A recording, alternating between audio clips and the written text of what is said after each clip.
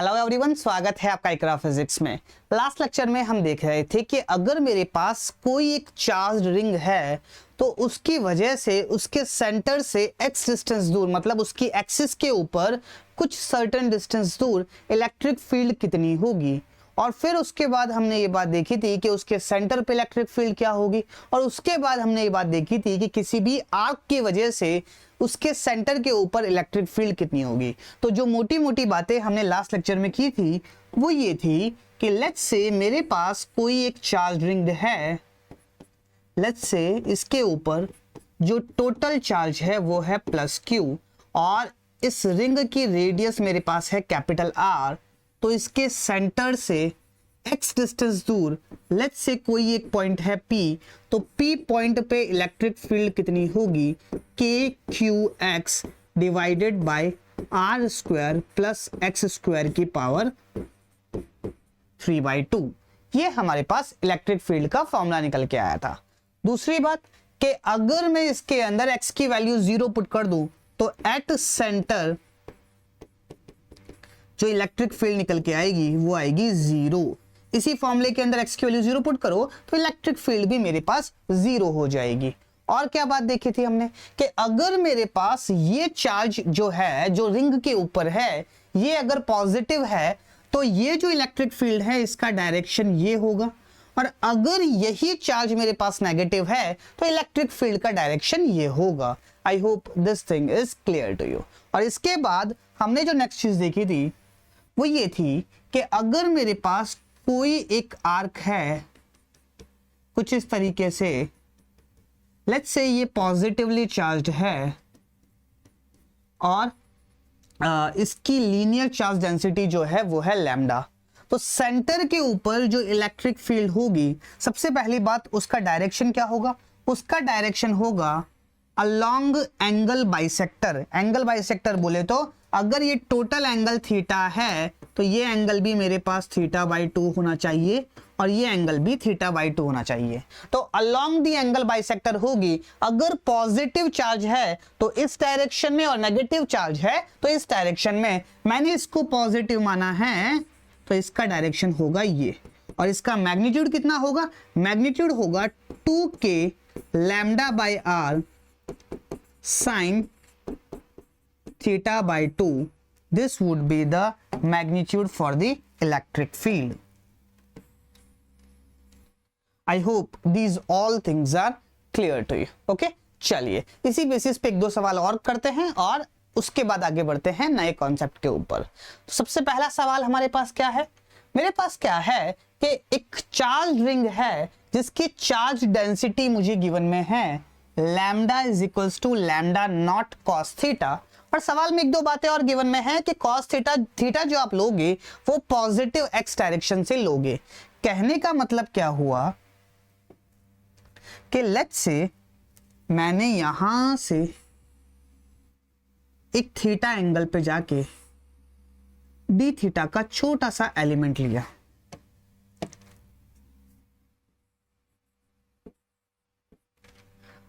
मुझे क्या बात बोल रखी है कि जैसे जैसे ये थीटा वेरी करता जाएगा वैसे वैसे लीनियर चार्ज डेंसिटी भी वेरी करती जाएगी। क्यों? क्योंकि लीनियर चार्ज डेंसिटी यहाँ पे इस टाइम कांस्टेंट नहीं है। कहने का मतलब क्या हुआ कि पिछले वाले केस में तो क्या था कि पूरी रिंग के ऊपर जो चार्ज था वो यूनिफॉर्मली डिस्ट्रीब्यूटेड था। किसी भी पॉइंट पे अगर मैं dl लेंथ लेता हूं, अगर उसके ऊपर dq चार्ज आता है तो आप dl लेंथ कहीं पे भी लो, उसके ऊपर जो चार्ज आएगा वो dq ही आएगा। कहने का मतलब क्या हुआ कि बराबर बराबर लेंथ के ऊपर बराबर बराबर चार्ज डिस्ट्रीब्यूटेड था।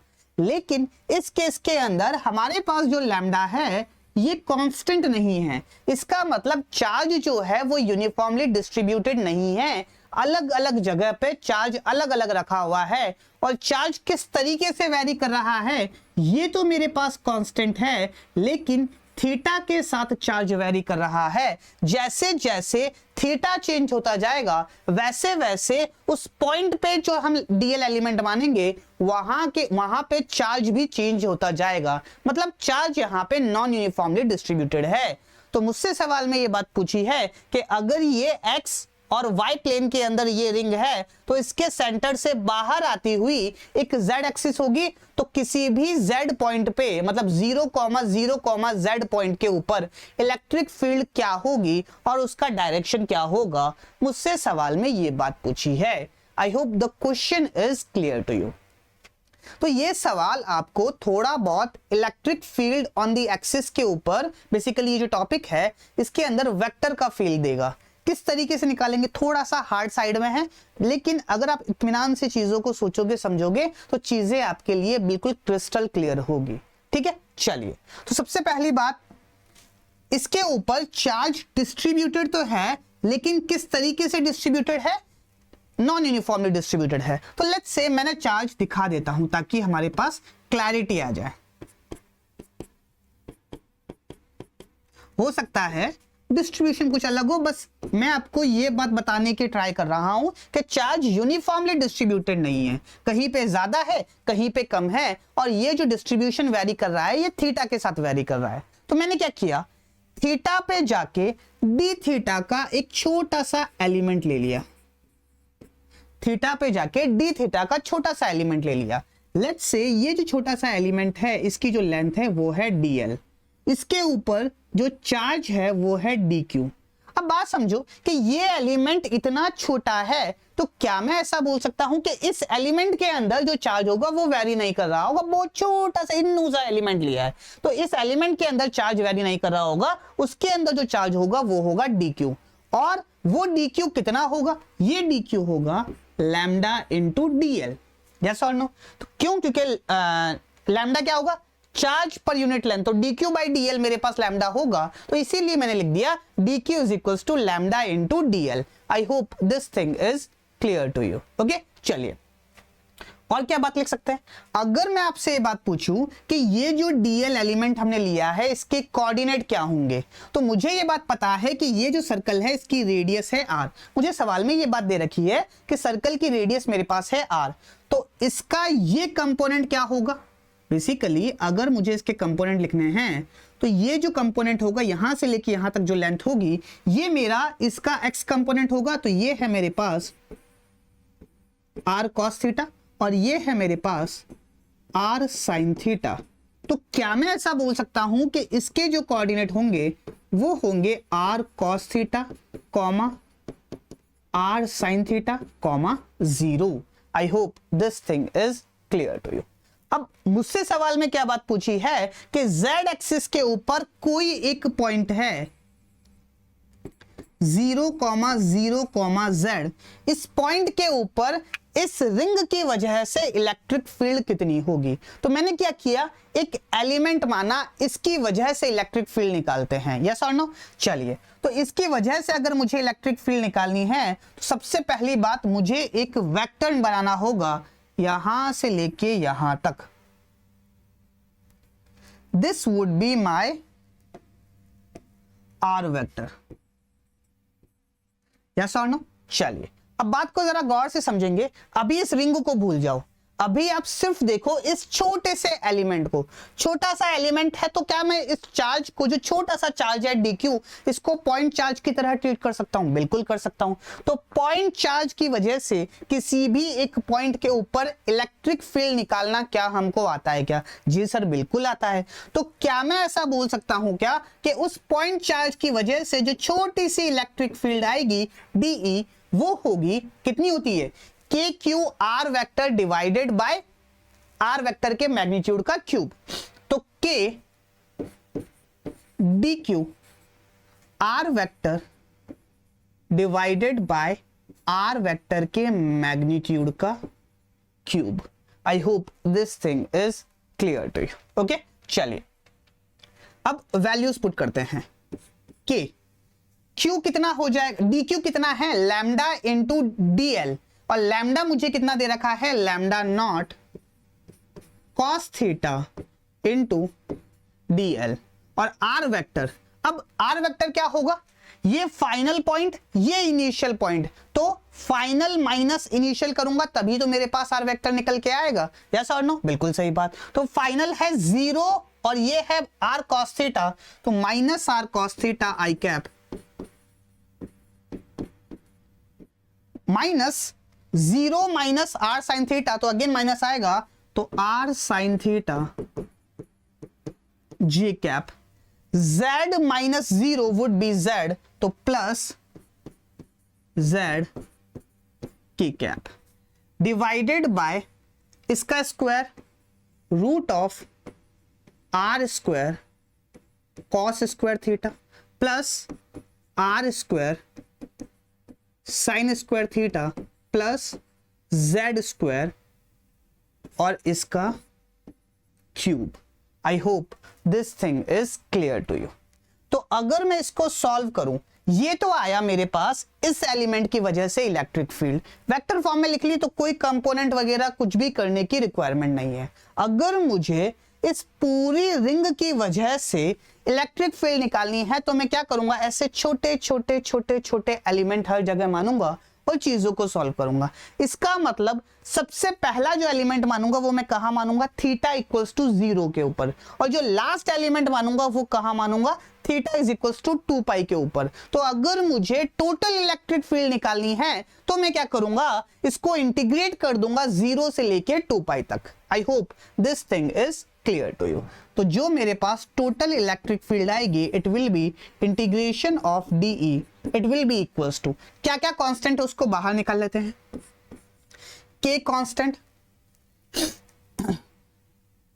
अच्छा, क्या मैं इस डीएल को आर डी थीटा लिख सकता हूं, इस डीएल को यहां पे मैं आर डी थीटा लिख सकता हूं क्या, बिल्कुल लिख सकते हैं।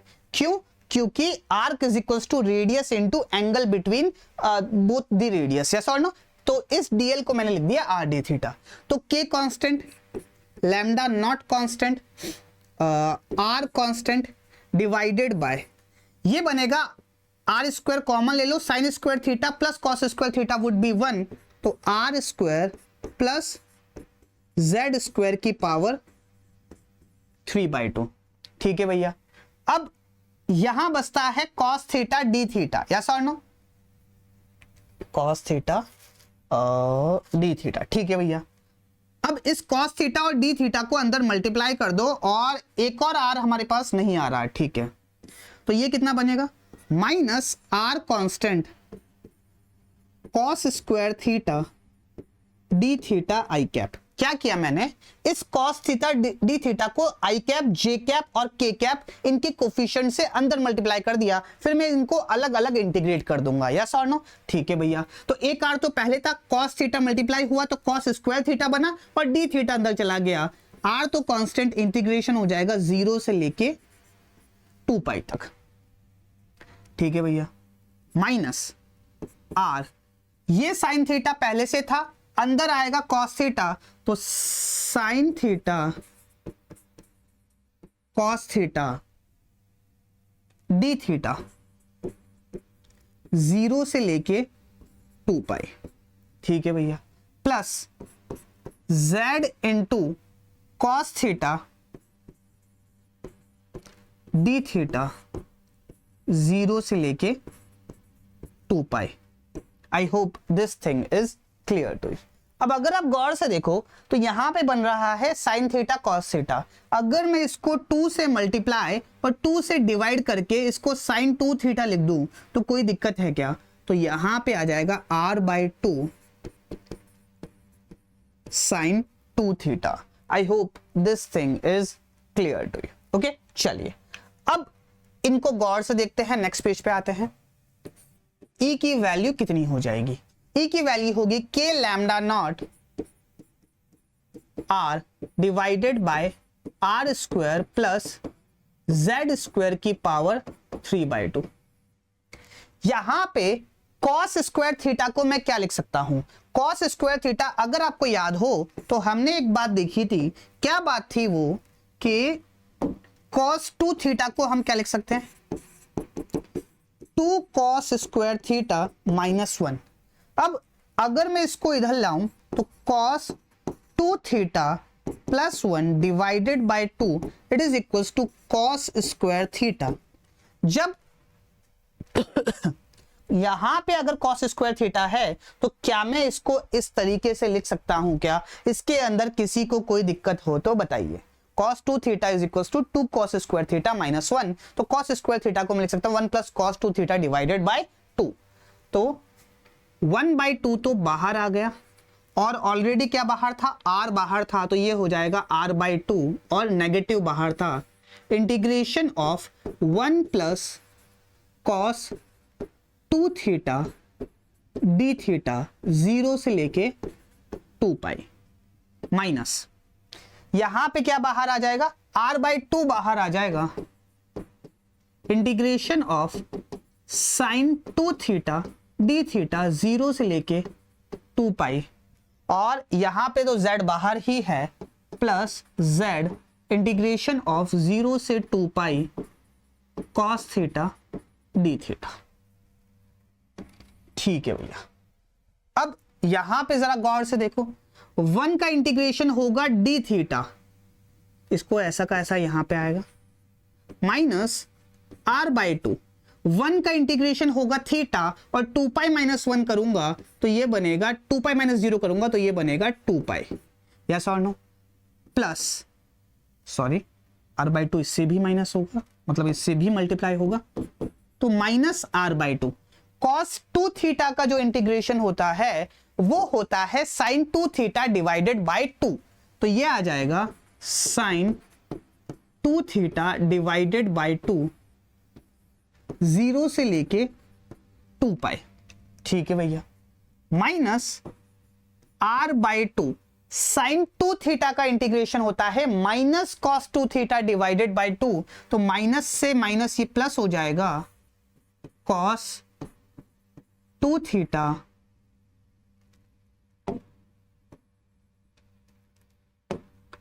cos 2 थीटा डिवाइडेड बाय 2 0 से लेके 2 पाई, प्लस z cos थीटा का इंटीग्रेशन होता है sin theta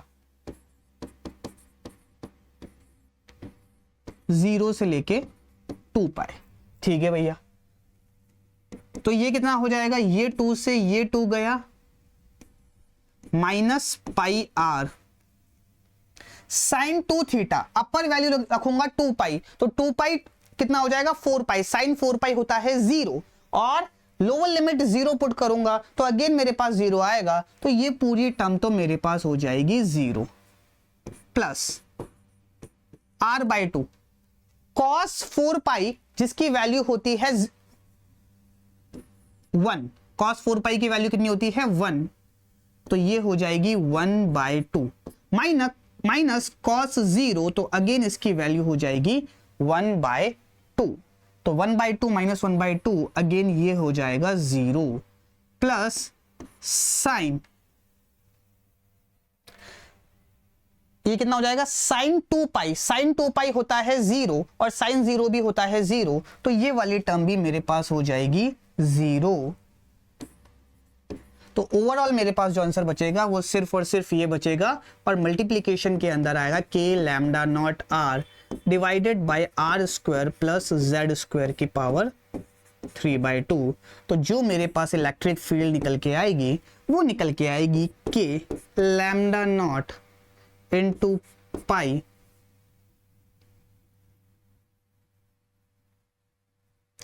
r square divided by r square plus z square की पावर 3/2, और अगर हम गौर से देखें तो यहाँ पे एक i कैप भी आएगा, यहाँ पे j कैप, और यहाँ पे एक k कैप, तो यहाँ पे एक i कैप आएगा, तो यहाँ पे भी एक i कैप आएगा, और यहाँ पे भी हमारे पास एक i कैप आएगा। सो ओवरऑल मेरे पास जो इलेक्ट्रिक फील्ड निकल के आएगी वो ये निकल के आएगी। I hope this question is clear to you. I know थोड़ा सा लेंदी है, लेकिन आई होप आपको सारी चीजें समझ में आई होगी। इसी तरीके का एक और कॉन्सेप्ट निकल के आता है, उसको आप चाहो तो खुद ट्राई कीजिएगा, मतलब आराम से सोचिएगा, समझिएगा और खुद ट्राई कीजिएगा। एग्जैक्टली इसी तरीके से निकल के आता है, और वो कॉन्सेप्ट हमारे पास है electric field on the axis of a semi circular ring. मेरे पास क्या है कि एक सेमी सर्कुलर रिंग है जो कि जिसके ऊपर यूनिफॉर्मली चार्ज डिस्ट्रीब्यूटेड है।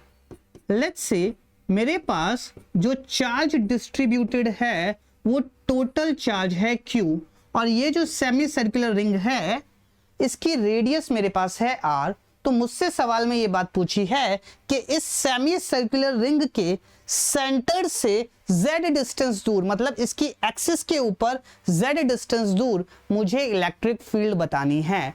जो अभी हमने सवाल सॉल्व किया एग्जैक्टली वैसा का वैसा ही सॉल्व होगा, वैसा का वैसा ही इसका डेरिवेशन होगा। फर्क क्या आएगा? फर्क सिर्फ इतना आएगा कि पिछले सवाल में जो लैम्डा था वो कांस्टेंट नहीं था, वेरिएबल था। यहाँ पे जो लैम्डा है वो कांस्टेंट रहेगा। और दूसरी बात, जो हमने इंटीग्रेशन किया था वो किया था 0 से लेके पूरा सर्कल था तो 2 पाई तक। अब जो इंटीग्रेशन होगा वो होगा 0 से लेके पाई तक। तो आपको क्या करना है, वीडियो को पॉज करना है और इसके डेरिवेशन को ट्राई करना है। सर डेरिवेशन थोड़ी आएगा एग्जाम में, बेटा डेरिवेशन नहीं आएगा, लेकिन इससे कॉन्सेप्ट क्लियर होंगे और सवाल से डर नहीं लगेगा। अगर आप पिछला वाला सवाल नहीं देखते और डायरेक्टली इसको देखते तो सवाल को देखने पे ही डर लगता है। लेकिन अगर आपने ऐसे सवाल कर रखे हैं, पेन को चला रखा है ऐसे सवालों को सॉल्व करने के लिए, तो सवालों से डर लगना अपने आप बंद हो जाएगा, है ना। तो हमेशा जब भी कोई भी न्यूमेरिकल सॉल्व करो तो पेन चलाओ, जितना ज्यादा पेन चलाओगे उतना ज्यादा आपका कॉन्फिडेंस बढ़ेगा, ठीक है। तो चलिए वीडियो को पॉज करना है और पेन चलाना, खूब पेन चलाना है प्रैक्टिस करते वक्त, ठीक है। चलिए और लास्ट में आप अपना आंसर मैच कर लेना।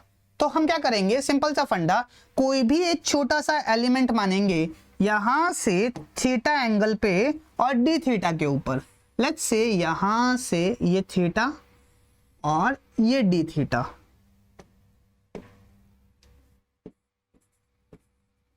ये थीटा और ये डी थीटा का छोटा सा एलिमेंट माना। लेट्स से इसकी जो छोटी सी लेंथ है वो है dl और इसके ऊपर जो छोटा सा चार्ज है वो है dq। इसको मैं बोल सकता हूं lambda into dl।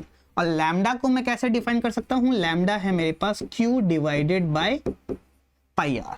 I hope this thing is clear to you. Okay, चलिए अब इस छोटे से एलिमेंट की वजह से यहां पे कोई पॉइंट है 0, 0, z, इसके ऊपर इलेक्ट्रिक फील्ड अगर मुझे निकालनी है तो यहां से एक स्ट्रेट लाइन मैं यहां से इस तरीके से खींचूंगा। तो इसके कोऑर्डिनेट तो मेरे पास आ गए। इसके कोऑर्डिनेट अभी हमने निकालना सीखा था r cos theta, r sin theta, 0। ये इसके कोऑर्डिनेट्स होंगे। अब इस छोटे से पॉइंट चार्ज की वजह से इस पॉइंट के ऊपर जो छोटी सी इलेक्ट्रिक फील्ड होगी उसको हमने बोला DE। तो DE मेरे पास कितनी होगी, K dq divided bye mod of r का cube into r vector. Yes और नो, ये इलेक्ट्रिक फील्ड मैंने लिखी वेक्टर फॉर्म के अंदर, यस और नो। चलिए अब इसको थोड़ा और मॉडिफाई करते हैं। चलो मॉडिफाई बाद में कर लेंगे। अगर मुझे टोटल इलेक्ट्रिक फील्ड निकालनी है तो इसको करना पड़ेगा इंटीग्रेशन ऑफ DE। इंटीग्रेशन के अंदर यहां पे क्या आएगा, K dq। dq को मैं क्या लिख सकता हूं, लैम्डा इंटू DL और DL को मैं लिख सकता हूं R into D theta. R vector क्या होगा, minus R cos theta I cap minus R sin theta J cap and plus Z K cap divided bye इसी के मैग्नीट्यूड का क्यूब। मैग्नीट्यूड क्या होगा, R square cos square theta plus R square sin square theta plus Z square और इसका cube. थोड़ा जल्दी जल्दी कर रहा हूं क्योंकि पहले कर चुके हैं। और इसका इंटीग्रेशन मुझे करना है। इंटीग्रेशन से क्या क्या बाहर आ जाएगा, K बाहर बिल्कुल, लैम्डा बाहर बिल्कुल, R बाहर बिल्कुल। इंटीग्रेशन ऑफ माइनस, अब मैं क्या कर रहा हूं, R और डी थीटा को अंदर मल्टीप्लाई, सॉरी R तो बाहर आ गया, डी थीटा को अंदर मल्टीप्लाई कर रहा हूं, minus cos theta D theta I cap minus, अच्छा एक R ऑलरेडी था यहां पे, माइनस, अच्छा अपन ने, ठीक है, minus R sin theta D theta J cap integration and plus integration of z D theta K cap, yes और नो, बिल्कुल सही बात, डिवाइडेड बाय ये बनेगा R square plus Z square की पावर 3/2। तो ये कितना हो जाएगा के lambda R divided by are square plus Z square की पावर 3/2। अच्छा, यहां पे लिमिट कहां से कहां तक होगी, 0 से लेके पाई तक, 0 से लेके पाई तक, 0 से लेके पाई तक। चलिए, तो इसके अंदर माइनस आर तो बाहर चला जाएगा, अंदर कॉस थीटा का इंटीग्रेशन होता है साइन थीटा, 0 से लेके पाई तक आई कैप, माइनस आर बाहर चला जाएगा, साइन थीटा का इंटीग्रेशन होता है माइनस कॉस थीटा, तो माइनस माइनस मेरे पास हो जाएगा प्लस कॉस थीटा 0 से लेके पाई तक, प्लस z अंदर बचेगा थीटा 0 से लेके पाई तक, और ये हो जाएगा के कैप। ठीक है भैया, अब इसको नेक्स्ट पेज पे लिखे, थोड़ा साफ सुथरा दिखेगा। E is equals to K lambda R divided by Z square plus R square की पावर 3/2। अंदर क्या बच रहा है, अंदर बच रहा है साइन पाई, साइन 180 डिग्री होता है 0 और साइन 0 भी होता है 0, तो 0 माइनस 0 वुड बी 0, तो ये वाली टर्म तो हमारे पास हो जाएगी 0। कॉस 180 डिग्री, कॉस 180 डिग्री होता है -1 और कॉस 0 होता है 1, तो -1 बनेगा -2। कैसे, यहां पे बाहर क्या बच रहा है, प्लस आर, तो प्लस आर, सबसे पहले कॉस 180 डिग्री होता है -1 माइनस कॉस 0 होता है 1, तो ये हो जाएगा -1 और जी कैप। फिर है मेरे पास z, थीटा की वैल्यू पाई पुट करूंगा तो ये बनेगा pi z K cap plus pi z K cap, तो ये क्या बना, K lambda by R Z square plus R square की पावर 3/2। ये क्या बनेगा, -2r J cap plus pi z K cap. This would be the electric field. और अगर कोई हमसे इसका मैग्नीट्यूड पूछ ले तो मैग्नीट्यूड भी हम आराम से निकाल सकते हैं। I hope this thing is clear to you. Magnitude कैसे निकालेंगे, रूट ऑफ दिस, इसका स्क्वायर प्लस इसका स्क्वायर, इस तरीके से हम मैग्नीट्यूड भी निकाल सकते हैं। I hope this thing and this concept is clear to you. याद नहीं रखना है ये फॉर्मूला, बस किस तरीके से आएगा ये समझ में आना चाहिए। ठीक है, चलिए आगे बढ़ते हैं और नेक्स्ट कॉन्सेप्ट देखते हैं, जो कि है हमारे पास electric field due to uniformly charged wire. Basically मेरे पास सिचुएशन कुछ इस तरीके से है कि मेरे पास एक यूनिफॉर्मली चार्ज्ड वायर है, उसकी वजह से उससे कुछ डिस्टेंस के ऊपर इलेक्ट्रिक फील्ड कितनी होगी, मुझे वो चीज निकालनी है। सोचिएगा इस बारे में किस तरीके से होगी।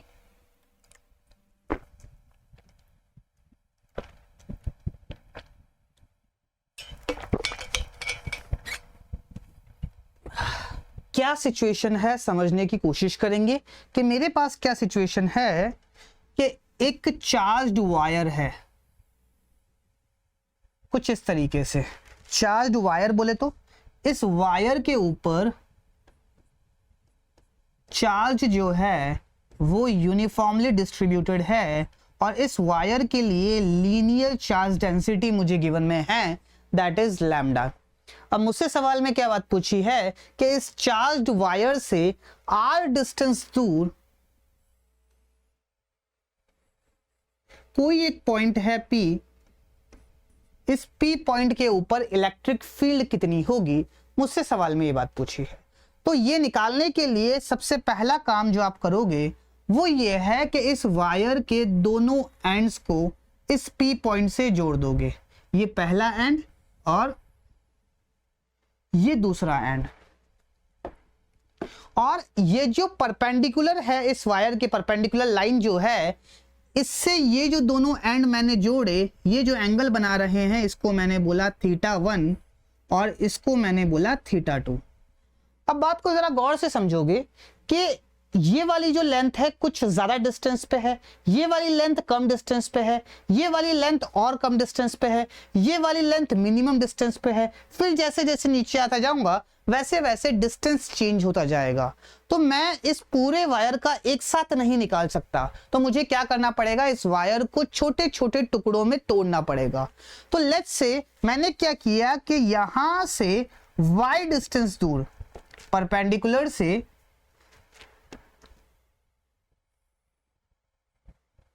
y डिस्टेंस दूर एक छोटा सा एलिमेंट माना मैंने dy का, dy लेंथ का एक छोटा सा एलिमेंट माना। अब ये जो छोटा सा एलिमेंट मेरे पास है, इसके ऊपर जो छोटा सा चार्ज होगा वो होगा dq। क्या मैं इसको लैम्डा इंटू dy बोल सकता हूं? बिल्कुल बोल सकते हैं, कोई दिक्कत नहीं है इसके अंदर। अब बात को जरा गौर से समझेंगे कि अगर मुझे ये बात निकालनी है कि ये जो छोटा सा चार्ज है dq, इसकी वजह से इस पॉइंट के ऊपर इलेक्ट्रिक फील्ड कितनी होगी, तो ये तो मेरे लिए कोई बड़ी बात नहीं है। क्यों बड़ी बात नहीं है? क्योंकि ये जो छोटा सा चार्ज है it will act as a point charge, और पॉइंट चार्ज की वजह से किसी भी पॉइंट के ऊपर इलेक्ट्रिक फील्ड निकालने का फॉर्मूला हमको आता है। तो क्या करो, इस पॉइंट को जहां पे भी ये पॉइंट चार्ज रखा हुआ है इसको P पॉइंट से ज्वाइन करो, और इलेक्ट्रिक फील्ड क्योंकि पॉजिटिव है अवे फ्रॉम दी आर इस तरफ होगी, मतलब इस डायरेक्शन में मेरे पास इलेक्ट्रिक फील्ड होगी। क्योंकि चार्ज छोटा सा है तो ये जो इलेक्ट्रिक फील्ड होगी ये भी मेरे पास छोटी सी होगी। I hope this thing is clear to you. अब लेट्स से ये जो एंगल है ये है मेरे पास थीटा, तो क्या मैं ऐसा बोल सकता हूं क्या कि ये जो एंगल होगा ये भी मेरे पास थीटा ही होगा, और अगर ये थीटा होगा तो इसका एक कंपोनेंट होगा DE cos थीटा और एक कंपोनेंट होगा DE sin theta. I hope this thing is clear to you. अब ऐसे जितने भी एलिमेंट मानूंगा उन सभी एलिमेंट की वजह से एक कंपोनेंट इस डायरेक्शन में आएगा, एक कंपोनेंट इस डायरेक्शन में आएगा। नीचे की तरफ जो एलिमेंट होंगे उनकी वजह से जो इलेक्ट्रिक फील्ड आएगी वो इस तरफ आएगी, और उनकी वजह से एक कंपोनेंट इस डायरेक्शन में आएगा, एक कंपोनेंट इस डायरेक्शन में आएगा। I hope this thing is clear to you. तो ओवरऑल मैं क्या बात बोल रहा हूं कि एक एलिमेंट की वजह से जो DE आया वो ये था, उसका एक कंपोनेंट ये, एक कंपोनेंट ये। जो नेट इलेक्ट्रिक फील्ड आएगी उसका एक कंपोनेंट इस वायर के परपेंडिकुलर डायरेक्शन में आएगा, तो इस डायरेक्शन में जो नेट इलेक्ट्रिक फील्ड आएगी उसको हम बोलेंगे E परपेंडिकुलर, और एक कंपोनेंट इस डायरेक्शन में आएगा, और इस डायरेक्शन में जो इलेक्ट्रिक फील्ड आएगी, लेट्स से मैंने अभी के लिए ये बात बोल दी कि इस डायरेक्शन में मेरे पास नेट इलेक्ट्रिक फील्ड है, और इस कंपोनेंट को हमने बोल दिया E parallel. I hope this thing is clear to you. अब सवाल उठता है कि सबसे पहले क्या हम इस DE को लिख सकते हैं? क्या बिल्कुल लिख सकते हैं, क्यों नहीं लिख सकते? पॉइंट चार्ज के लिए इलेक्ट्रिक फील्ड लिखना हमको आता है। क्या होती है पॉइंट चार्ज के लिए इलेक्ट्रिक फील्ड? के पॉइंट चार्ज डिवाइडेड बाय यहां से लेके यहां तक का डिस्टेंस। तो अगर ये r है, ये एंगल थीटा है, तो क्या मैं ऐसा बोल सकता हूं क्या कि ये जो डिस्टेंस होगा ये r sec थीटा होगा? बिल्कुल सही बात है। तो अगर मुझे छोटी सी इलेक्ट्रिक फील्ड लिखनी है तो ये हो जाएगी k dq divided by r square sec square theta. Yes और नो? अब ये dq क्या हो जाएगा? Lambda into dy।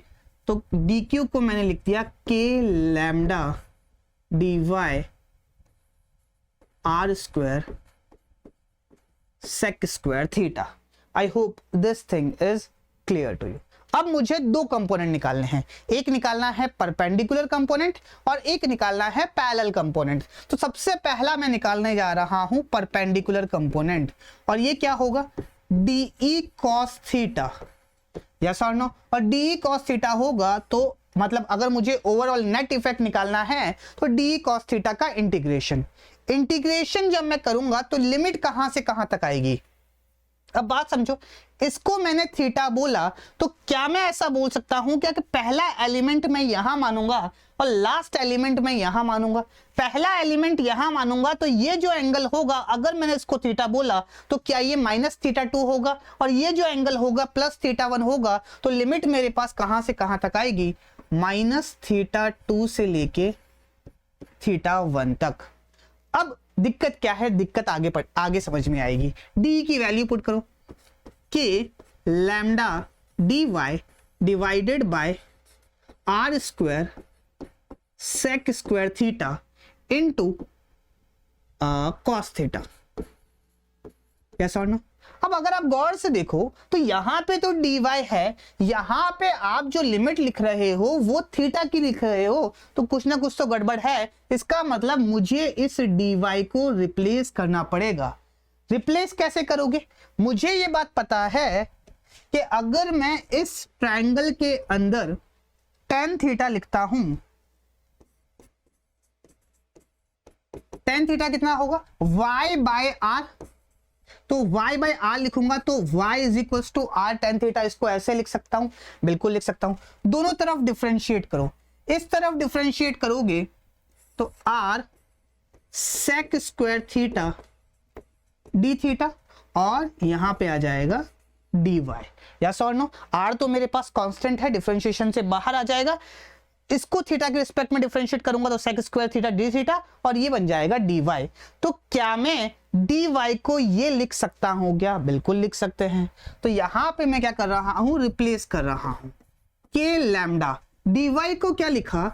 r sec square theta D theta cos theta divided by are square sec square theta. ये सेक स्क्वायर थीटा से ये sec square theta गया। अभी हम इंटीग्रेशन थोड़ी देर बाद में लगा देंगे, दिस विल बी इंटीग्रेशन। और लिमिट कहां से कहां तक? माइनस थीटा 1 से लेके थीटा 2 तक। अब अगर आप गौर से देखो तो लिमिट भी आपके पास थीटा के अंदर है और जिसके रिस्पेक्ट में डिफरेंशिएशन कर रहे हो वो भी आपके पास थीटा है। ठीक है भैया, अब क्या क्या बाहर आ जाएंगे? अच्छा, एक आर से एक आर ये भी चला गया, तो के लैम्डा बाय आर तो आपके पास बाहर आ गया। अंदर बचा कॉस थीटा डी थीटा, और कहां से कहां तक? थीटा माइनस थीटा 1 से लेके थीटा 2 तक। तो ये कितना हो जाएगा? के lambda by r cos theta का इंटीग्रेशन होता है साइन थीटा, तो sine theta 2 minus sine theta of minus sine of minus theta 1, sine of minus theta minus sine theta होता है, तो प्लस साइन थीटा 1। तो ओवरऑल मेरे पास जो आंसर आएगा वो आएगा के लैम्डा बाय आर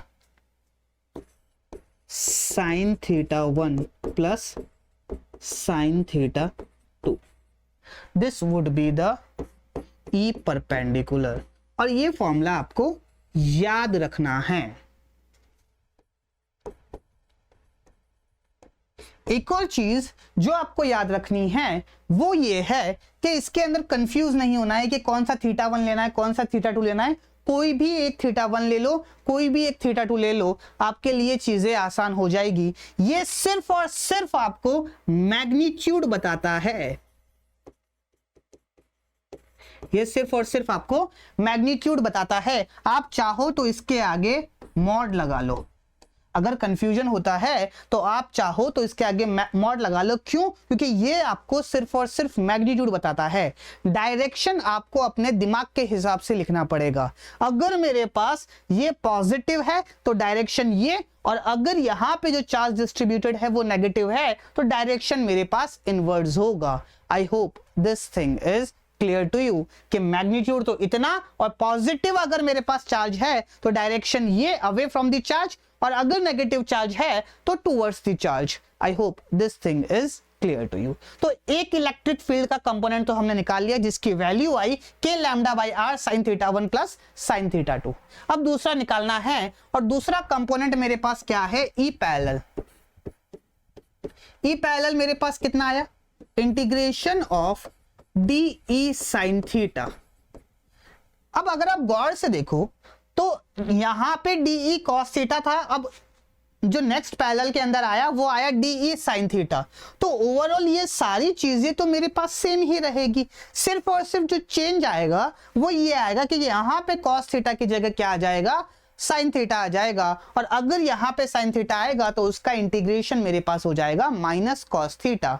बस बाकी सारी चीजें बिल्कुल मेरे पास सेम ही रहेगी। तो क्या मैं इसको डायरेक्टली लिख सकता हूं क्या कि it will be k lambda by r integration of sine theta D theta minus theta 2 से लेके थीटा 1। साइन थीटा का इंटीग्रेशन मेरे पास होता है कॉस थीटा माइनस थीटा 2 से लेके थीटा 1। तो k lambda by r cos theta 1 minus cos of minus theta 2। और कॉस ऑफ माइनस थीटा 2 कितना होता है, प्लस कॉस थीटा, यस और no. Cos of minus theta 2 क्योंकि फोर्थ क्वाड्रेंट में जो कॉस होता है वो पॉजिटिव होता है, तो यहां पे प्लस कॉस थीटा 2 हो जाएगा। तो k lambda by r cos theta 1 minus cos minus cos theta 2। This would be the formula for E parallel. और अगेन ये जो चीज है ये मुझे मैग्नीट्यूड बताती है, इसीलिए आप चाहो तो कंफ्यूजन ना हो इसीलिए मॉड लगा लो और ये फॉर्मूला भी आपको याद होना चाहिए। I hope these both formulas are clear to you. Sir आपने जब परपेंडिकुलर वाली बात बताई थी उसके अंदर तो हमको डायरेक्शन क्लियर हो गया कि भैया अगर मेरे पास जो चार्ज डिस्ट्रीब्यूटेड है वो पॉजिटिव है तो अवे फ्रॉम द चार्ज, और अगर मेरे पास चार्ज डिस्ट्रीब्यूटेड है वो नेगेटिव है तो towards the charge. Sir parallel के अंदर तो ऊपर भी हो सकता है और नीचे भी हो सकता है, both the directions are parallel to the wire, तो कौन सा डायरेक्शन हम लेंगे। अब ये डिपेंड करता है कि थीटा कौन सा बड़ा है, कहने का मतलब कि कौन से पॉइंट के ऊपर आप निकाल रहे हो। सर समझ में नहीं आया, कहने का मतलब ये है कि फॉर एग्जांपल मेरे पास सिचुएशन कुछ इस तरीके से है कि आपसे ये बात पूछ ली कि यहां से आर डिस्टेंस दूर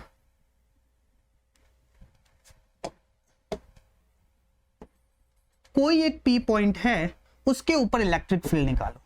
तो अब जरा गौर से समझेंगे कि हो क्या रहा है। मैग्नीट्यूड तो हमको ये बात पता है कि पैरेलल डायरेक्शन में मैग्नीट्यूड कुछ ये होगा, ये पॉजिटिवली चार्ज है, यस और नो।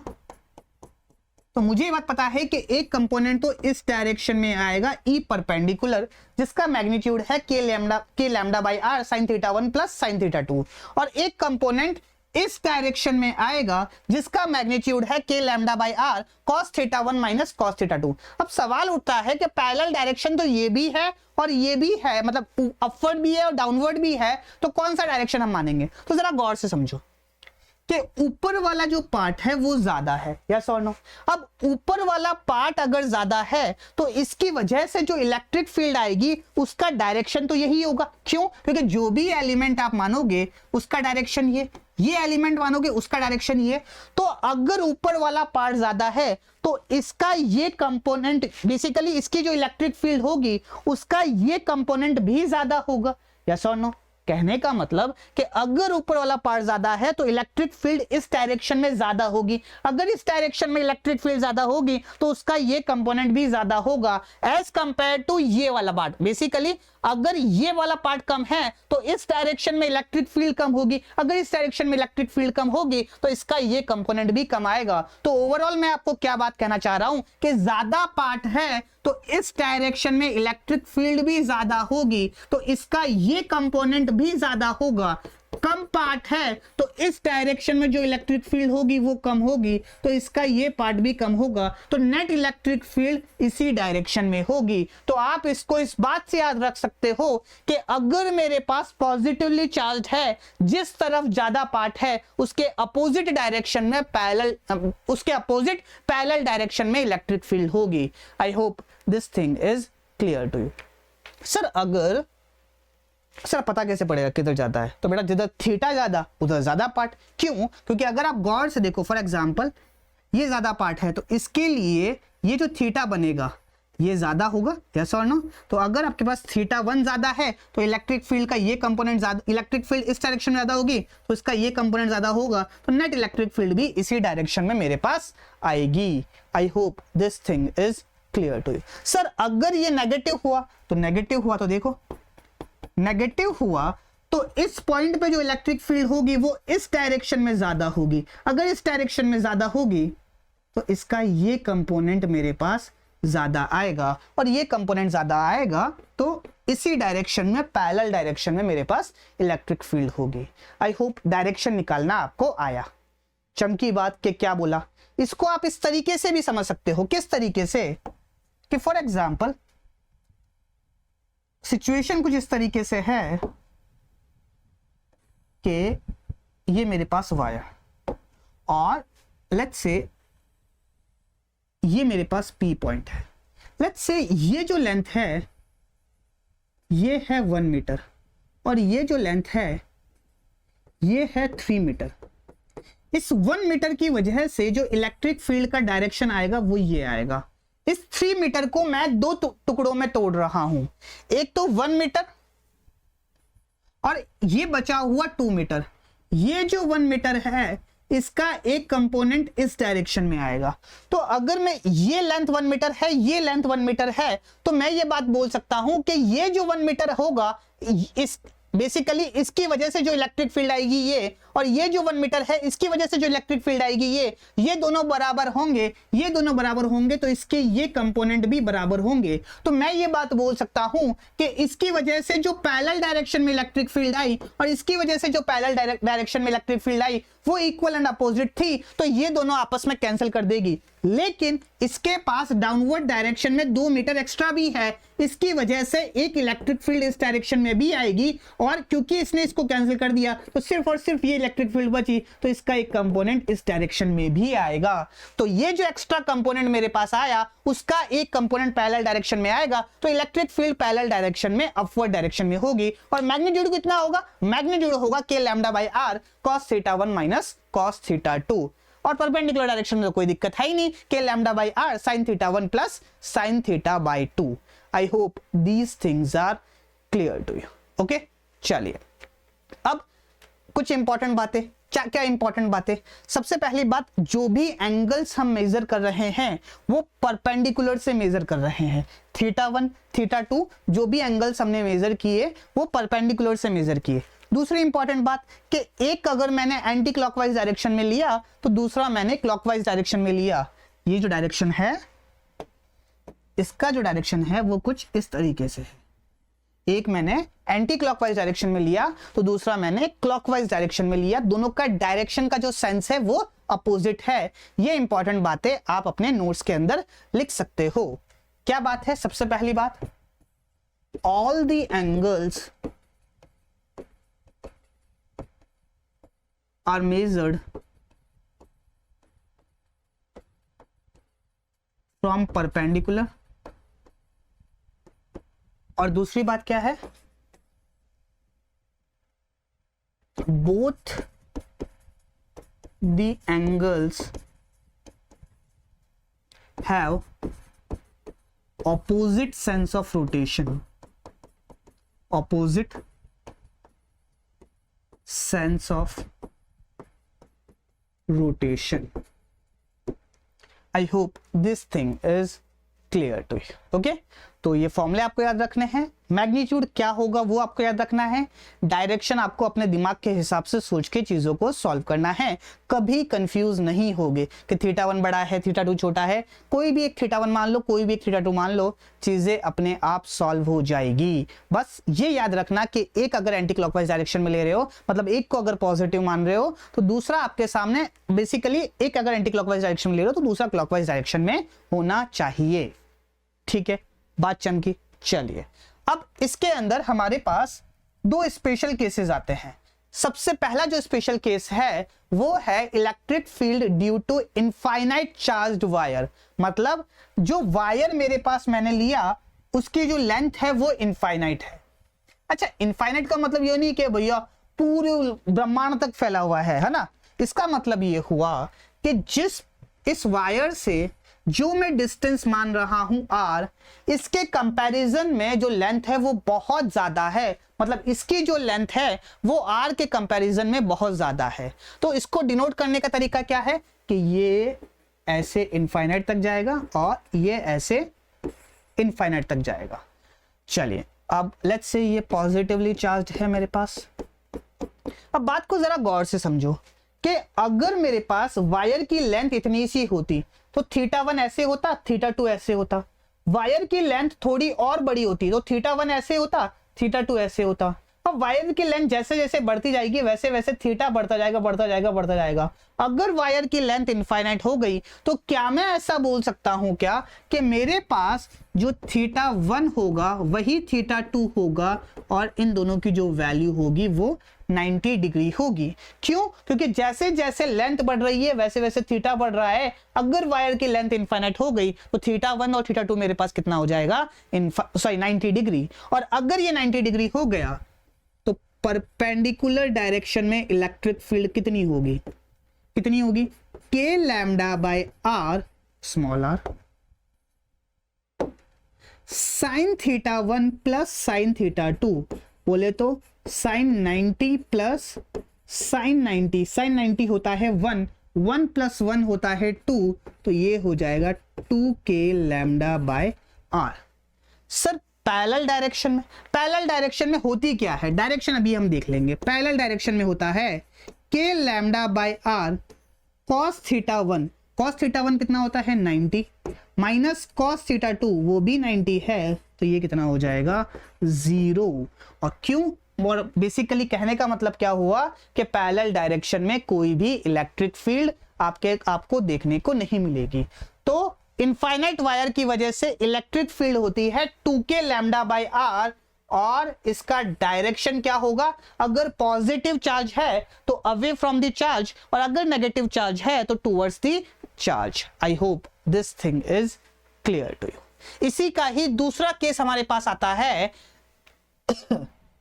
अच्छा कुछ गलती हुई क्या, अच्छा यहां पे हमने ये बात लिख दी, चलो इसको आप इंपॉर्टेंट पॉइंट्स में लिख लेना, ठीक है। और उसके बाद ये वाली हेडिंग को हम यहां समझाते हैं, electric field due to semi infinite charged wire.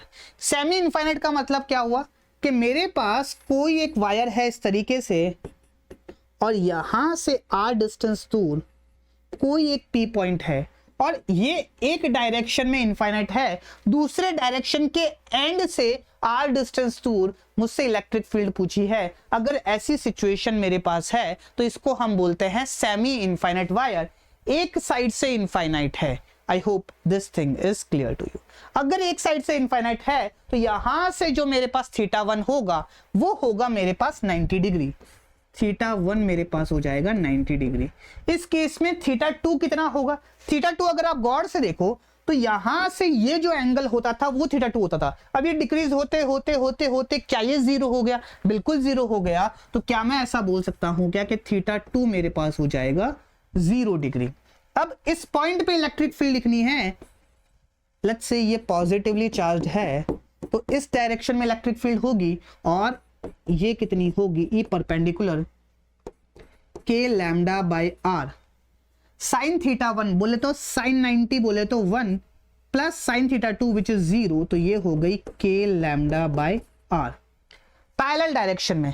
अब अगर आप गौर से देखो तो सारा वायर इसी डायरेक्शन में है तो क्या मैं ऐसा बोल सकता हूं कि जो पैरेलल डायरेक्शन में आएगी वो इस डायरेक्शन में आएगी और ई पैरेलल की वैल्यू कितनी होगी, k lambda by r, k lambda by r cos theta 1 which is cos 90 which is 0 minus cos theta 2 cos 0 is 1 और इसका मैग्नीट्यूड लूंगा तो अगेन मेरे पास k लैम्डा बाय आर आएगा। इसीलिए मैं आपको कह रहा था कि कौन सा थीटा 1 लू, कौन सा थीटा 2 लू, इसकी टेंशन छोड़ दो, बाहर एक मॉड लगा दो तो ओवरऑल मेरे पास आएगा k लैम्डा बाय आर और डायरेक्शन ये हो जाएगा। तो ओवरऑल इलेक्ट्रिक फील्ड इस डायरेक्शन में आएगी which is √2 k lambda by r. I hope this question this concept is clear to you कि किस तरीके से सेमी इनफाइनाइट वायर के लिए हम इलेक्ट्रिक फील्ड लिखेंगे। ओके चलिए, अब ये जो हमने इनफाइनाइट वायर के लिए लिखी कि परपेंडिकुलर डायरेक्शन में ये होगी, तो इसी चीज को हम वेक्टर फॉर्म में भी लिख सकते थे। कैसे लिख सकते थे कि अगर मुझे इलेक्ट्रिक फील्ड लिखनी है तो लेट्स से इस पॉइंट को मैंने कहा P, इस पॉइंट को मैंने कहा O और ये जो वेक्टर है इसको मैंने कहा R वेक्टर। तो क्या मैं इलेक्ट्रिक फील्ड को 2k lambda bye R, this is the magnitude, और डायरेक्शन क्या हो जाएगा, R वेक्टर की डायरेक्शन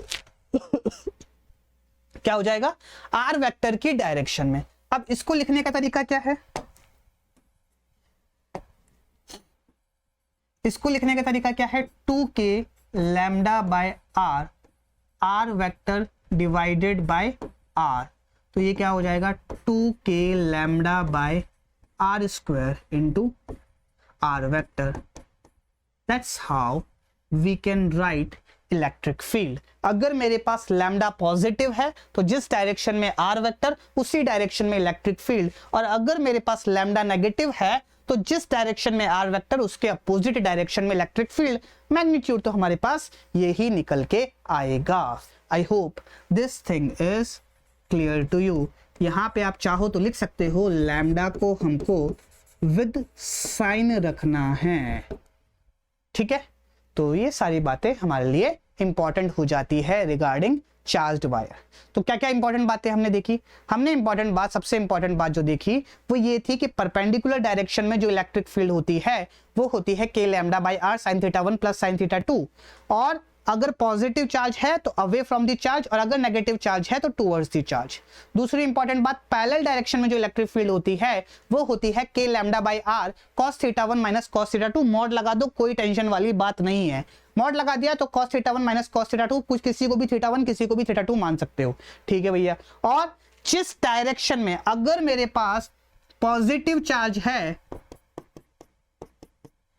तो जिस डायरेक्शन में बड़ी लेंथ होगी उसके अपोजिट डायरेक्शन में मेरे पास नेट इलेक्ट्रिक फील्ड आएगी, और अगर मेरे पास नेगेटिव चार्ज है तो जिस बेसिकली जो मेरे पास जिस डायरेक्शन में मेरे पास बड़ी लेंथ होगी उसी डायरेक्शन में मेरे पास नेट इलेक्ट्रिक फील्ड निकल के आएगी। क्यों? क्योंकि ज्यादा कंपोनेंट इस तरफ, इसका ये कंपोनेंट बड़ा होगा, इसी वजह से इस डायरेक्शन में मेरे पास नेट इलेक्ट्रिक फील्ड निकल के आएगी। ये सारी बातें आपको समझ में आनी चाहिए। अगर मेरे पास दोनों लेंथ बराबर है तो ऊपर का कंपोनेंट नीचे कंपोनेंट को कैंसिल कर देगा, किसी भी डायरेक्शन में पैरेलल डायरेक्शन में कोई भी इलेक्ट्रिक फील्ड नहीं होगी। आगे जाके न्यूमेरिकल में भी ये चीज आप देख सकते हो। चमकी सारी बातें। चलिए, अगर बातें चमकी तो कुछ न्यूमेरिकल सॉल्व करते हैं। ओके चलिए, सबसे पहला न्यूमेरिकल देखते हैं क्या न्यूमेरिकल है, समझने की कोशिश करते हैं। क्या बोला है, find electric field at point O। सवाल क्या है, सवाल को जरा गौर से समझेंगे। मेरे पास एक यूनिफॉर्मली चार्ज्ड वायर है जिसकी लीनियर चार्ज डेंसिटी मुझे गिवन में है लैम्डा। इससे r डिस्टेंस दूर मेरे पास कोई एक पॉइंट है O। इस पॉइंट के ऊपर इलेक्ट्रिक फील्ड कितनी होगी, मुझसे सवाल में ये बात पूछी है। चलिए भैया, ये एंगल मुझे दे रखा है 53 डिग्री और ये जो डाउनवर्ड एंगल है ये मुझे दे रखा है 37 डिग्री। अब मुझे ये बात पता है कि जो भी इलेक्ट्रिक फील्ड होगी इस चार्ज्ड वायर की वजह से उसके दो कंपोनेंट होंगे। एक होगा इस डायरेक्शन में, क्यों? क्योंकि ये जो चार्ज है ये पॉजिटिव है, तो एक कंपोनेंट आएगा इस डायरेक्शन में, इसको हमने बोला ई परपेंडिकुलर। एक आएगा ई पैरेलल। ई पैरेलल की अगर मैं बात करूं तो ऊपर वाला अगर एंगल ज्यादा है तो ये लेंथ भी ज्यादा है, ये लेंथ ज्यादा है, इसका मतलब इसका ये कंपोनेंट जो होगा वो ज्यादा होगा, तो नेट इलेक्ट्रिक फील्ड जो मेरे पास आएगी वो इस डायरेक्शन में आएगी, तो ई पैरेलल मेरे पास इस डायरेक्शन में आएगी। सबसे पहली बात, E perpendicular k lambda by r sine theta 1 plus sine theta 2, यहां पे थीटा 1 मेरे पास है 53 डिग्री और थीटा 2 मेरे पास है 37 डिग्री। तो साइन 53 मेरे पास होता है, कितना होता है 4/5 प्लस साइन 37 मेरे पास होगा 3/5, तो ये आ जाएगा 7/5 के lambda by small are.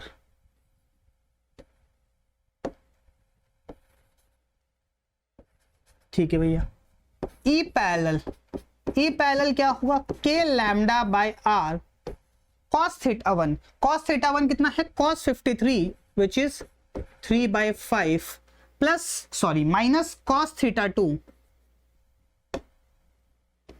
Cos theta 2 बोले तो कॉस 37 विच इज 4/5, तो ये आ जाएगा माइनस, अच्छा इसके आगे हम मॉड लगा देंगे, मॉड लगा देंगे तो पॉजिटिव आ जाएगा which is k lambda by r.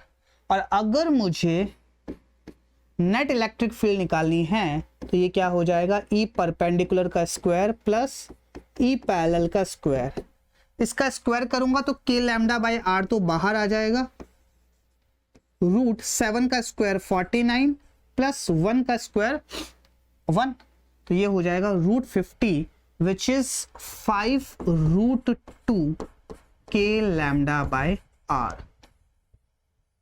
So this would be the net electric field, पर डायरेक्शन मेरे पास इस तरफ होगा। I hope this question is clear to you. Okay, चलिए आगे बढ़ते हैं और अगला सवाल देखते हैं। अगला सवाल क्या है हमारे पास, क्या बोला है, अगेन मेरे पास ओ पॉइंट के ऊपर इलेक्ट्रिक फील्ड निकालनी है और अब जो एंगल है वो दोनों एंगल मेरे पास बराबर है। तो अगर आप गौर से देखो तो इस डायरेक्शन में मेरे पास एक नेट इलेक्ट्रिक फील्ड आएगी ई परपेंडिकुलर। अब मैंने आपको क्या बात बोली थी कि अगर ऊपर वाला बड़ा है तो इस डायरेक्शन में इलेक्ट्रिक फील्ड, अगर नीचे वाला बड़ा है तो इसके अपोजिट डायरेक्शन में इलेक्ट्रिक फील्ड। अगर दोनों एंगल 60 डिग्री है तो ये लेंथ और ये लेंथ बराबर आएगी, ये लेंथ बराबर आएगी तो ऊपर वाली इलेक्ट्रिक फील्ड नीचे वाली इलेक्ट्रिक फील्ड को कैंसिल कर देगी, तो पैरेलल डायरेक्शन में कोई भी इलेक्ट्रिक फील्ड नहीं आएगी। इसको आप फॉर्मूले से भी प्रूफ कर सकते हो, कैसे कि ई पैरेलल जो मेरे पास होता है वो होता है k lambda by r cos 60 माइनस cos 60 विच इज 0, cos 60 माइनस cos 60, तो ये कितना आ जाएगा 0। I hope this thing is clear to you. और ई परपेंडिकुलर निकालना कौन सी बड़ी बात है, सिर्फ और सिर्फ वैल्यू पुट करनी है, it is k lambda by r sin 60 plus sin 60 which is 2 into sin 60, sin 60 होता है √3/2, तो ये आ जाएगा √3 के लैम्डा बाय आर। अच्छा ये आर बेसिकली ये बता रखा है और इसके लिए मुझे लैम्डा गिवन में है। ठीक है भैया, I hope this question is clear to you. Okay, चलिए अगला सवाल देखते हैं। अगला सवाल क्या है, मिस्टेक, वापस सवाल रिपीट हो गया, माय मिस्टेक। अगला सवाल देखते हैं। अब देखो ये थोड़ा हल्का सा कंफ्यूजिंग हो सकता है। किस तरीके से कंफ्यूजिंग हो सकता है कि मेरा जो वायर है वो तो यहीं पे ही खत्म हो गया और मुझसे इस पॉइंट के ऊपर इलेक्ट्रिक फील्ड पूछी है, this is my point O, और इसके लिए लीनियर चार्ज डेंसिटी जो गिवन में है वो है लैम्डा। अब ये बात तो मुझे पता है कि मुझे दोनों एंड्स को जोड़ना है, तो इस एंड को जोड़ूंगा तो ये जो एंगल बना रहा है ये 30 डिग्री बना रहा है, और इस एंड को जोड़ूंगा तो ये जो एंगल बना रहा है ये बना रहा है 30 डिग्री। कहां से, इस लाइन से। तो क्या मैं इसके अंदर θ1 और θ2 लिख सकता हूं क्या? तो अगर आप गौर से देखो तो θ1 तो क्या है कि लेट्स से इस एंड से परपेंडिकुलर से जो एंगल बन रहा है वो θ1 है, तो ये एंगल जो कंप्लीट एंगल है ये 60 डिग्री है, तो θ1 तो मेरे पास 60 डिग्री हो गया। अब याद करो मैंने आपको एक इंपॉर्टेंट पॉइंट लिखवाया था कि both the angles are in opposite sense. तो अगर आप गौर से देखो तो θ1 अगर आपने क्लॉकवाइज डायरेक्शन में लिया है तो θ2 आपको एंटी क्लॉकवाइज डायरेक्शन में लेना पड़ेगा। तो θ2 आप 30 डिग्री नहीं, ये पूरा यहां से 360 माइनस 30 विच इज 330 डिग्री लेना पड़ेगा। तो θ2 आपके पास होगा 330 डिग्री या फिर -30 डिग्री भी आप इसको लिख सकते हो। I hope this thing is clear to you. ठीक है भैया, अब तो क्या है, ई परपेंडिकुलर मेरे पास कितना होगा, k lambda by r sine θ1 which is sine 60, sine 60 कितना होता है √3/2 प्लस साइन θ2, साइन θ2 कितना है -30 degree, sine of minus theta is minus sine theta, तो ये हो जाएगा -1/2, तो ये हो जाएगा √3 - 1 divided by 2 k lambda by are. ठीक है भैया, और इसी डायरेक्शन में होगा, बिल्कुल सही बात, √3 - 1 divided by 2 k lambda by r. और जो दूसरा डायरेक्शन होगा ये पॉजिटिव डायरेक्शन है, क्योंकि ऊपर है तो इसकी वजह से इलेक्ट्रिक फील्ड इधर आएगी, तो इसका पैरेलल कंपोनेंट इसी डायरेक्शन में आएगा, तो ई पैरेलल मेरे पास इसी डायरेक्शन में आएगा। और मैग्नीट्यूड कितना होगा, k lambda by r cos θ1, cos θ1 कितना है cos 60 which is 1/2 minus cos θ2, cos θ2 बोले तो cos ऑफ -30, तो वो cos 30 के बराबर ही होता है। क्यों? क्योंकि cos of minus theta it is equals to cos theta, तो माइनस cos 30 विच इज √3/2, और इसका मॉड लिख दूंगा, तो आप इसको ऐसा भी लिख सकते हो √3 - 1 divided by 2 k lambda by are. Mod बोले तो मॉड मैंने लगाया क्यों, क्योंकि हम सिर्फ मैग्नीट्यूड की बात करते हैं, डायरेक्शन तो मेरे पास ये ही होगा, तो 1 - √3 नेगेटिव आएगा, तो अगर मॉड लगा दूंगा तो वो पॉजिटिव बन जाएगा, तो मैंने नेगेटिव कॉमन ले लिया और √3 - 1 divided by 2 k lambda by are लिख दिया, और डायरेक्शन मैंने इस तरीके से बता दिया। I hope this thing is clear to you. और इन दोनों का बेसिकली जो रिजल्टेंट आएगा वो कुछ इस डायरेक्शन में आएगा, और मैग्नीट्यूड भी आप चाहो तो लिख सकते हो √3 - 1 divided by 2 k lambda by are into √2, इस तरीके से आपके पास मैग्नीट्यूड आ जाएगा। ठीक है भैया, अगला सवाल देखते हैं। अगला सवाल क्या है हमारे पास अब मेरे पास एक नेगेटिवली चार्ज रॉड, अरे जो वर्टिकल थी अब उसको हॉरिजॉन्टल कर दिया, बात तो वही है ना। अब मेरे पास एक नेगेटिवली चार्ज रॉड है, अगर मेरे पास नेगेटिवली चार्ज रॉड है तो जो मैं पहले E perpendicular away from the rod लिखता था, अब टुवर्ड्स दी रॉड लिखूंगा, तो ई परपेंडिकुलर का डायरेक्शन तो मेरे पास ये आएगा, this is my E perpendicular.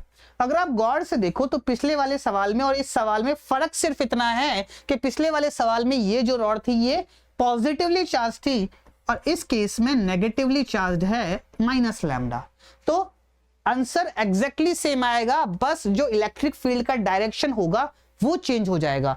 पहले away from the charge rod था, अब टुवर्ड्स द चार्ज रॉड। अब इस केस में देखो, इस केस में या तो इधर होगा या इधर होगा, लेकिन क्योंकि नेगेटिवली चार्ज है तो नेट इलेक्ट्रिक फील्ड मेरे पास इसी डायरेक्शन में होगी, और इसका जो कंपोनेंट आएगा वो इसी डायरेक्शन में आएगा, और ई पैरेलल मेरे पास डायरेक्शन में ये होगी, और इन दोनों का जो मैग्नीट्यूड है वो दोनों सेम आएगा, which is √3 - 1 divided by 2 k lambda by r, और जो रिजल्टेंट आएगा वो कहीं ऐसे आएगा, √3 - 1 divided by 2 k lambda by r. I hope this question is also clear to you. Okay, चलिए आगे बढ़ते हैं और अगला सवाल देखते हैं। अगला सवाल क्या है, क्या बोला है, मेरे पास दो सेमी इनफाइनाइट रॉड है। कैसी रॉड है, सेमी इनफाइनाइट रॉड, इसके लिए लीनियर चार्ज डेंसिटी लैम्डा, इसके लिए भी लीनियर चार्ज डेंसिटी लैम्डा, ये इनफाइनाइट तक यहाँ पे जा रही है इस डायरेक्शन में, और ये इनफाइनाइट तक इस डायरेक्शन में जा रही है। तो मुझसे सवाल में ये बात पूछी है कि यहां से a डिस्टेंस दूर और यहां से भी a डिस्टेंस दूर एक पॉइंट है O, तो O पॉइंट के ऊपर नेट इलेक्ट्रिक फील्ड कितनी होगी वो बताइए। अब बात को जरा गौर से समझेंगे कि ये है मेरे पास semi infinite rod. Semi infinite rod है तो मुझे क्या करना पड़ेगा कि इसका एक एंगल तो जो होगा वो तो 90 डिग्री हो जाएगा। मतलब सेमी इनफाइनाइट का भी एक स्पेशल केस है, मतलब वो जो हमने सेमी इनफाइनाइट पढ़ी थी वो वाली नहीं है। वहां उसमें तो क्या होता था, उसमें ये होता था कि यहां से इस पॉइंट पे पूछते थे, लेकिन इनफाइनाइट और सेमी इनफाइनाइट का कॉन्सेप्ट सिर्फ और सिर्फ इस बात को समझाने के लिए आया था कि जब भी एक साइड से इनफाइनाइट हो तो जिस भी साइड से इनफाइनाइट हो उस साइड का जो एंगल हो जाएगा वो हो जाएगा 90 डिग्री, है ना।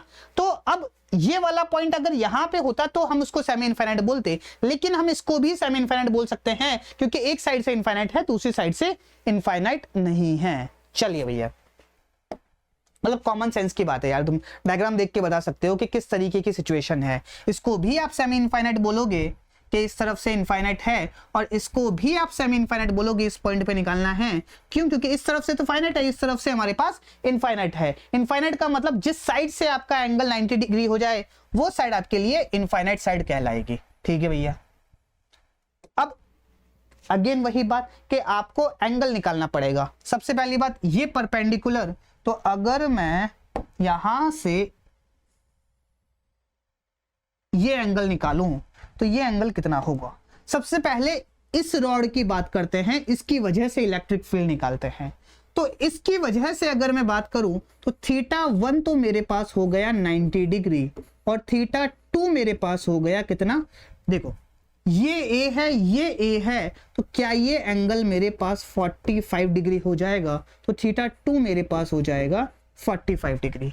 अगर मैं इस रॉड की बात करूं तो इसके लिए भी सेम सिचुएशन होगी, θ1 मेरे पास हो जाएगा 90 डिग्री और θ2 मेरे पास कितना हो जाएगा 45 डिग्री।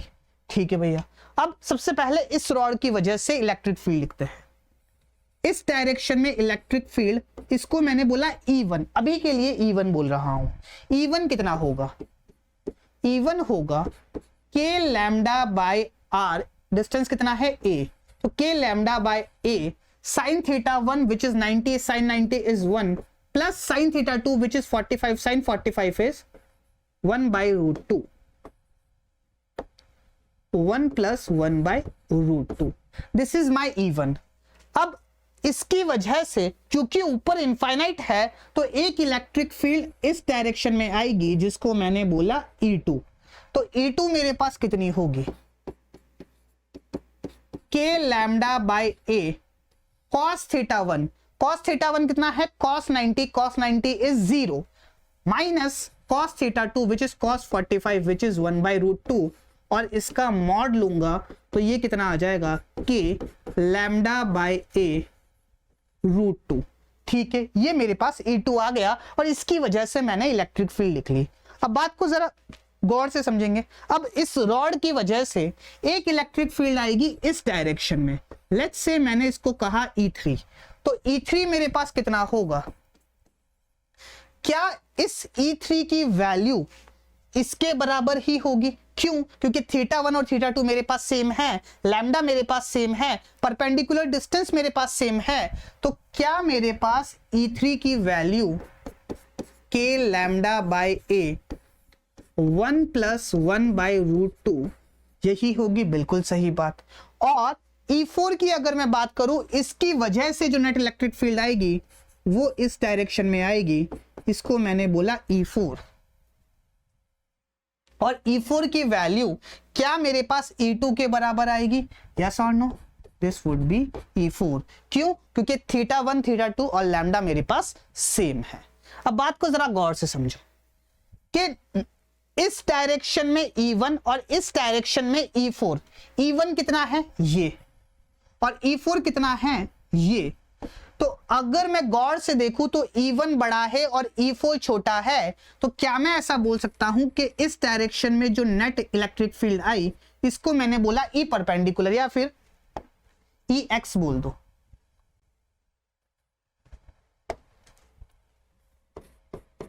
एक्स, और ये कितनी होगी, E x is nothing but E1 minus E4। E1 कितना है, k lambda by a plus k lambda by a root 2 minus E4। E4 कितना है, ये रहा के लैम्डा बाय ए रूट 2, इससे ये गया तो ये कितना आ गया, के लैम्डा बाय ए। तो एक्स डायरेक्शन में जो नेट इलेक्ट्रिक फील्ड आई वो आई के लैम्डा बाय ए। अब E3 और E2 में अगर आप कंपेयर करो तो E3 ये E2 ये, तो E3 और E2 में E3 बड़ा है तो net electric field vertical direction में इस डायरेक्शन में आएगी, और वो भी मेरे पास के लैम्डा बाय ए ही आएगी। तो नेट इलेक्ट्रिक फील्ड मेरे पास इस डायरेक्शन में आ जाएगी, और वो कितनी आएगी, root 2 k lambda by A. I hope this question is clear to you. Okay, चलिए आगे बढ़ते हैं और अगला सवाल देखते हैं। कुछ इसी तरीके का सवाल है, हल्का सा थोड़ा बहुत चेंजेस है। जो मैं आपको बोल रहा था ना कि थीटा 1 0 डिग्री होगा, 45 डिग्री होगा, वो इस सवाल में थोड़ा बहुत क्लैरिटी आ जाएगी। चलिए मेरे पास क्या है, ये पूरा एक वायर है, और इसके लिए जो चार्ज पर यूनिट लेंथ है वो है लैम्डा, इसके लिए भी लैम्डा है, और इसके लिए भी मेरे पास लैम्डा है। पॉजिटिवली चार्ज है पूरा वायर, ये पूरा वायर मेरे पास पॉजिटिवली चार्ज है। इस तरीके से इस तरफ ये इनफाइनाइट को जाता है, और इस तरफ भी मेरे पास इनफाइनाइट को जाता है। तो मैं क्या करूंगा, इस पूरे वायर को 3 हिस्सों में तोड़ लूंगा। थोड़ा सा ये गंदा सा लग रहा है, थोड़ा साफ सुथरा बनाते हैं।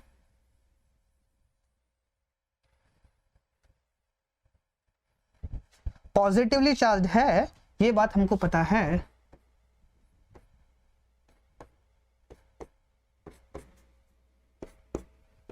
और चार्ज पर यूनिट लेंथ जो है वो है लैम्डा। अब मैं क्या कर रहा हूं, इस पूरे वायर को 3 हिस्सों में तोड़ रहा हूं। एक ये वाला हिस्सा जिसको हमने बोला सेमी इनफाइनाइट वायर, एक ये वाला हिस्सा, ये भी मेरे पास सेमी इनफाइनाइट वायर, और अगर ये इस हिस्से को आप देखो तो ये है मेरे पास आर्क। आई होप जो मैंने बोला वो आपको चमका। एक सेमी इनफाइनाइट, ये सेमी इनफाइनाइट, और ये एक आर्क जो कि सेंटर के ऊपर जो एंगल बना रही है वो बना रही है 90 degree. I hope these all things are clear to you. इस हिस्से को मैंने बोला 1, इस हिस्से को मैंने बोला 3, और इस हिस्से को मैंने बोला 2। ठीक है भैया, सबसे पहले 1 की बात करते हैं। 1 के लिए जो थीटा 1 होगा वो कितना होगा, 90 डिग्री, और थीटा 2 मेरे पास होगा 0 डिग्री। तो मुझे ये बात पता है के लैम्डा बाय आर आती है हॉरिजॉन्टल डायरेक्शन में, और वर्टिकल डायरेक्शन में भी के लैम्डा बाय आर आती है। बताऊं क्या, अरे यार फर्स्ट के लिए बात करते हैं। फर्स्ट के लिए थीटा 1 मेरे पास है 90 डिग्री, और थीटा 2 मेरे पास है 0 डिग्री। तो क्या लिखूंगा, k lambda by r sine 90 plus sine 0। Sine 0 तो 0 हो गया, तो परपेंडिकुलर डायरेक्शन में मेरे पास इस डायरेक्शन में आएगी के लैम्डा बाय आर। यहां पे आ रही है, ठीक है। पैरेलल डायरेक्शन में कौन सा डायरेक्शन होगा, ये डायरेक्शन होगा। क्या होगा, k lambda by r cos theta 1, cos 90 is 0 minus cos theta 2, cos 0 is 1। तो मॉड लूंगा तो अगेन मेरे पास कितना आ जाएगा, के लैम्डा बाय आर। जब सेमी इनफाइनाइट वाला केस बताया था उसके अंदर ये डिटेल में बताया था। ठीक है भैया, इसका काम हो गया। अब इसकी बात करते हैं। इसकी वजह से एक इलेक्ट्रिक फील्ड आएगी इस डायरेक्शन में, के लैम्डा बाय आर। कैसे, इसके लिए भी जो थीटा 1 होगा वो इनफाइनाइट होगा, और थीटा 2 मेरे पास 0 होगा। अब क्योंकि ज्यादा इस तरफ है तो एक इलेक्ट्रिक फील्ड आएगी पैरेलल डायरेक्शन में इस डायरेक्शन में, और इसकी वैल्यू भी मेरे पास होगी के लैम्डा बाय आर। तो ये सब कुछ हो गया। अगर आप गौर से देखो तो इससे ये गया, इससे ये गया, मतलब इसका इफेक्ट और इसकी वजह से जो इलेक्ट्रिक फील्ड होगी वो आपस में एक दूसरे को कैंसिल कर देगी। अब बचा क्या, अब सिर्फ और सिर्फ एक आर्क बची। आर्क की वजह से जो इलेक्ट्रिक फील्ड होती है वो मुझे पता है अलोंग दी एंगल बाइसेक्टर होती है। इस डायरेक्शन में इलेक्ट्रिक फील्ड होगी, और कितनी होगी, इसका फॉर्मूला मेरे पास होता है 2k lambda by r, 2k lambda by r sine theta by 2। तो ओवरऑल एंगल कितना बन रहा है 90 डिग्री, तो थीटा बाय 2 करूंगा तो साइन 45 डिग्री बन जाएगा। साइन 45 होता है 1/√2, तो ये कितना हो जाएगा √2 के लैम्डा बाय आर, और डायरेक्शन क्या हो जाएगा इस डायरेक्शन में √2 k lambda by r. I hope this question is clear to you. This will be the direction of net electric field और मैग्नीट्यूड कितना होगा √2 k लैम्डा बाय r। ठीक है, चलिए आगे बढ़ते हैं और अगला सवाल देखते हैं। अगला सवाल क्या है? अब मेरे पास क्या है, एक इक्विलेटरल ट्राइंगल है। क्या है? इक्विलेटरल ट्राइंगल और पॉजिटिवली चार्ज्ड है।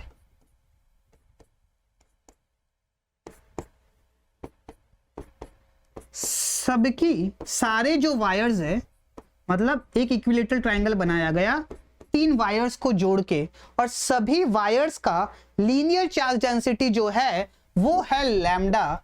ये बात मुझे सवाल में गिवन में है, और इनकी जो साइड है वो है ए। ये बात भी मुझे सवाल के अंदर गिवन में है। तो मुझसे सवाल में ये बात पूछी है, क्या बात पूछी है? ये बात पूछी है कि जो हमारा सेंटर होगा इस इक्विलेटरल ट्रायंगल का, जिसको हम सेंट्रोइड बी बोलते हैं, उसके ऊपर इलेक्ट्रिक फील्ड कितनी होगी। I hope the question is clear to you. सबसे पहला काम क्या होगा? सबसे पहला काम होगा सारे एंड्स को ज्वाइन करना। मैं सिर्फ एक एंड को ज्वाइन करके थोड़ी बहुत चीजों को सिंप्लीफाई कर रहा हूं, बाद में सारे एंड्स को भी हम ज्वाइन कर लेंगे। ठीक है भैया, अब बात को जरा गौर से समझो। ये इक्विलेटरल ट्रायंगल है, तो क्या मैं ऐसा बोल सकता हूं क्या कि ये एंगल मेरे पास 30 डिग्री होगा और ये एंगल भी मेरे पास 30 डिग्री होगा। 30 डिग्री। मुझे अगर परपेंडिकुलर डिस्टेंस निकालना है तो उसके लिए मुझे इसको यहां से ज्वाइन करना पड़ेगा। अब बात को जरा गौर से समझो। अगर मेरे पास ये एंगल 30, ये एंगल 30, ये एंगल 90, तो ये एंगल 60, तो ये एंगल भी मेरे पास 60 डिग्री बनेगा। तो ये एंगल 60, तो ये एंगल भी 60 डिग्री बनेगा। इसका मतलब क्या हुआ कि जो इलेक्ट्रिक फील्ड आएगी वो पैरेलल डायरेक्शन में तो नहीं होगी। क्यों? क्योंकि θ1 और θ2 मेरे पास सेम है। cos θ1 minus cos θ2 will be 0, तो पैरेलल डायरेक्शन में इलेक्ट्रिक फील्ड हो जाएगी 0। इसका मतलब जो इलेक्ट्रिक फील्ड आएगी वो इस डायरेक्शन में होगी। क्या बात सही है? क्या बिल्कुल बात सही है। सिमिलरली इस वायर की वजह से जो नेट इलेक्ट्रिक फील्ड आएगी उसका डायरेक्शन ये होगा। बिल्कुल सही बात। सिमिलरली इस वायर की वजह से जो नेट इलेक्ट्रिक फील्ड आएगी उसका डायरेक्शन ये होगा। अब बात को जरा गौर से समझो कि इसके लिए एंगल है 60 डिग्री, 60 डिग्री। इसके लिए जो लैम्डा है वो है लैम्डा। इसके लिए भी सिमिलरली जो एंगल बनाएंगे वो 60 डिग्री, 60 डिग्री ही होगा, और लीनियर चार्ज डेंसिटी लैम्डा ही रहेगी। और ये जो परपेंडिकुलर डिस्टेंस जिसको मैंने आर बोला, ये आर भी सभी ट्रायंगल के लिए सेम ही रहेंगे। तो क्या मैं ऐसा बोल सकता हूं क्या कि अगर मैंने इसको ई बोला तो ये भी ई होगा और ये भी ई होगा, और अगर मेरे पास 3 वेक्टर इक्वल एंगल्स पे हो तो उनका रिजल्टेंट मेरे पास 0 आता है। तो क्या मैं ऐसा बोल सकता हूं क्या कि इस पॉइंट पे जो नेट इलेक्ट्रिक फील्ड आएगी वो आएगी 0। I hope this question is clear to you. आप चाहो तो निकाल सकते हो इस E की वैल्यू भी, ये डिस्टेंस निकाल लो, कोई बड़ी बात नहीं है, सब कुछ निकल सकता है। बस मैं आपको ये बात समझा रहा हूं कि जो नेट इलेक्ट्रिक फील्ड आएगी वो आएगी 0। I hope this question is clear to you. Okay, चलिए आगे बढ़ते हैं और अगला सवाल देखते हैं। अगला सवाल क्या है? अब मेरे पास सिचुएशन क्या है कि जो वायर्स है उनकी लीनियर चार्ज डेंसिटी अलग अलग है, और मुझसे सवाल में ये बात पूछी है कि सेंटर पे जो ओरिजिन है उसके ऊपर इलेक्ट्रिक फील्ड क्या होगी। चलिए भैया सेंटर को बनाते हैं।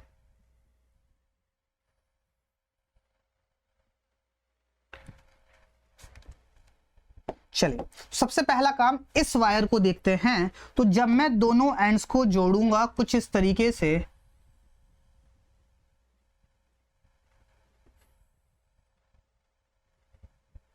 तो अगर आप गौर से देखो तो सेंटर के ऊपर जो एंगल बन रहा है ये बन रहा है 45 डिग्री और ये भी मेरे पास बनेगा 45 डिग्री।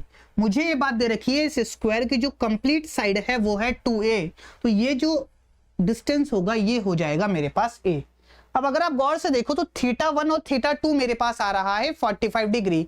इसका मतलब क्या हुआ कि पैरेलल डायरेक्शन में कोई भी इलेक्ट्रिक फील्ड नहीं होगी। क्यों? क्योंकि cos θ1 भी सेम है, cos θ2 भी सेम है, तो पैरेलल डायरेक्शन में नेट इलेक्ट्रिक फील्ड आ जाएगी जीरो। तो इसकी वजह से जो इलेक्ट्रिक फील्ड आएगी वो इस डायरेक्शन में आएगी और इसको मैंने बोला E1। तो E1 मेरे पास कितनी हो जाएगी?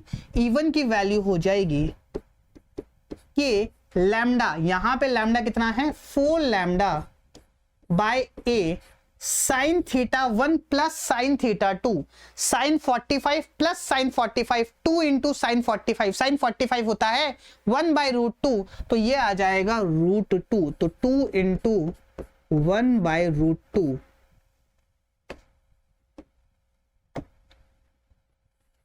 तो ये आ जाएगा 4√2 के लैम्डा बाय a। ठीक है भैया, तो इस डायरेक्शन में जो इलेक्ट्रिक फील्ड आई वो आई 4√2 के लैम्डा बाय a। अब क्योंकि ये वाला वायर नेगेटिवली चार्ज्ड है, पैरेलल डायरेक्शन में तो कोई इलेक्ट्रिक फील्ड नहीं आएगी। क्यों? क्योंकि इसके लिए भी θ1 45 डिग्री और θ2 मेरे पास 45 डिग्री आएगा। परपेंडिकुलर डायरेक्शन में आएगी क्योंकि ये नेगेटिवली चार्ज है तो टूवर्ड्स दी चार्ज आएगी। लेट्स से इसको मैंने बोला E2, तो E2 मेरे पास कितनी होगी? E2 मेरे पास होगी K into 3 lambda divided by A।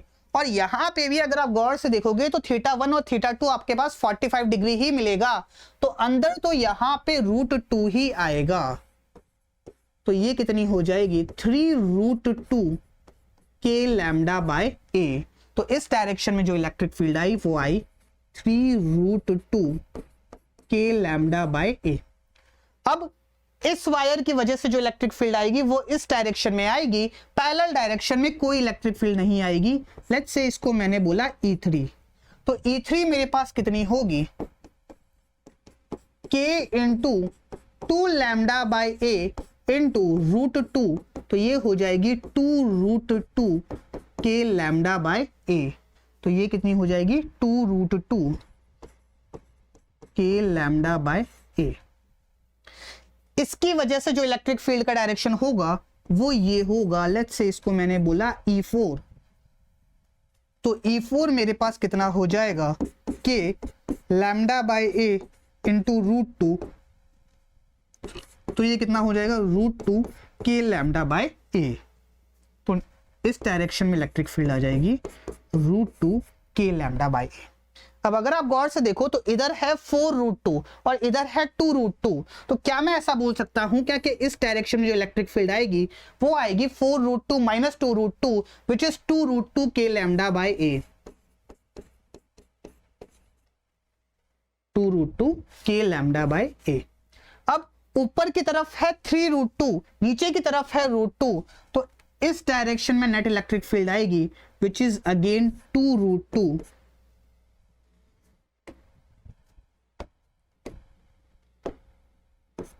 के लैम्डा बाय a।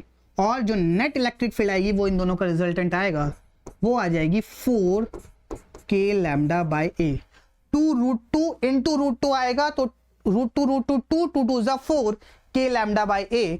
ये मेरे पास नेट इलेक्ट्रिक फील्ड आएगी। तो आप ये बात कह सकते हो कि नेट इलेक्ट्रिक फील्ड मेरे पास इस डायरेक्शन में आएगी और उसका मैग्नीट्यूड होगा 4 इंटू के लैम्डा बाय a, और ये जो एंगल बनाएगी ये बनाएगी 45 डिग्री।